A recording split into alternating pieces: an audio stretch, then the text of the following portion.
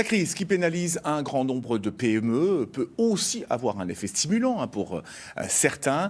La nécessité d'innover pour échapper à la faillite, par exemple. Regardez ce traiteur événementiel de la région de Longwy. Privé de mariage et de réception, il s'est lancé dans la vente à distance. Benoît de Butler avec Philippe Drouot. Le premier miracle, c'est ça, des cuisiniers qui travaillent quand beaucoup de leurs collègues sont au chômage. Mais la nouveauté, c'est ici.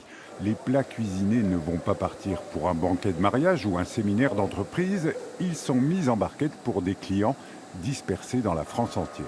Une nouvelle ligne d'emballage, un défi logistique et technologique. Ça devient de la haute technologie, on croit que c'est simple, mais il y a vraiment beaucoup d'administratifs et beaucoup de techniques derrière qui ont été mises au point grâce à mes équipes tout au long de la mise en place du projet. Un projet à 1,5 million d'euros, mais qui a permis de garder la trentaine de salariés malgré la quasi-disparition de l'activité traiteur. L'annonce du premier confinement, on s'est dit qu'il fallait quand même qu'on trouve une solution, en tout cas au moins pour garder notre équipe au complet. Donc on a lancé Léon et Marcel et donc c'était parti. Site internet à mettre en place, fiches techniques, recettes, etc.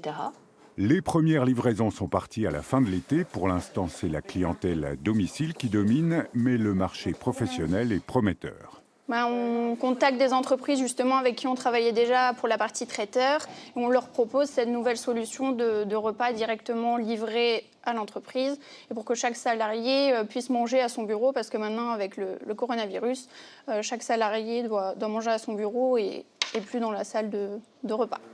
Chaque vendredi, 70 à 80 commandes quittent l'entreprise, soit environ 800 repas. Ils sont livrés chez le client dès le lendemain.